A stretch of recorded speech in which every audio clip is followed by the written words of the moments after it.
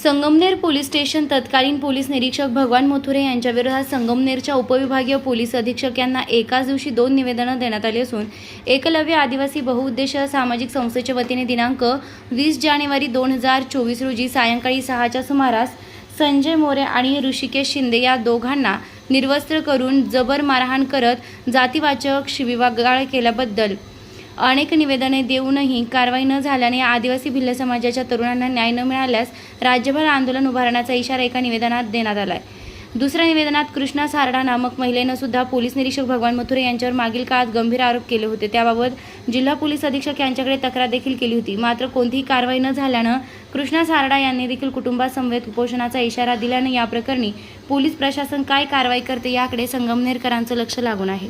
Sangamner police स्टेशनचा भ्रष्टाचारी अवैध धंद्यांचा हप्ते घेणारा, लोकांच्या आया बहिणीकडे शरीर मागणी करणारा, पोलीस खात्यातील कलंक, पोलीस खात्याला बदनाम करणारा PI भगवान मोथुरे याने माझ्या भावाला लाता बुक्क्याने डोकं टेबलवर आदळून बेदम मारहाण केली। त्याला ICU मध्ये ॲडमिट करेपर्यंत मारलं। या गोष्टीला 4 ते 5 महिने होऊन गेले, तरीही त्याच्यावर कोणत्याही प्रकारची कारवाई झालेली नाही आहे। कारण की त्याच्यावर फक्त आमदाराचाच नाही तर खासदाराचा नाही तर मंत्र्यांचा देखील हात आहे। या गोष्टीचा त्याला जास्त माज आहे।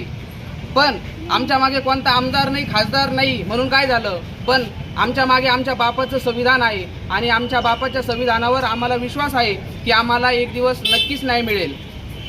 खाकी वर्दीला स्वतःच्या बापाची जहागीर समजणारा भगवान मोथुरे याच्यावर लवकरात लवकर कारवाई करण्यात यावी। त्याच्यावर लवकरात लवकर कारवाई नाही झाली तर आम्ही रस्ता रोको आंदोलन करू, याची जबाबदारी प्रशासनाची राहील। कृष्णा सारडा, राहणार संगमनेर। 9 एप्रिल 2024 रोजी माझ्यासोबत जी घटना झाली पोलीस स्टेशनमध्ये, PI भगवान मोथुरे संगमनेर येथील पोलीस स्टेशनचे अधिकारी यांनी मला आई बहिणीवरनं ज्या शिव्या दिल्या आणि माझ्यावर मारहाण करायचा प्रयत्न केला आणि त्यांच्या कर्मचाऱ्यांना पण सांगितलं काहीला मारा आणि खूप घाण जातीवाचकसुद्धा त्यांनी अश्लील शिव्या दिल्या मला। तर ह्या संदर्भात मी DYSP कार्यालयामध्ये, वरिष्ठ आपले SP कार्यालय नगरचा, परत नाशिक प्राधिकरण येथे मी जाऊन माझे अर्ज दिलेले आहे। त्यांच्या पोचपावत्यासुद्धा मी घेऊन आलेले आहे। आज या घटनेला बरोबर 2 महिने झालेले आहे, तरीही भगवान मोथुरे यांच्यावर अजून काहीही ॲक्शन वरिष्ठांनी घेतलेली नाही आहे।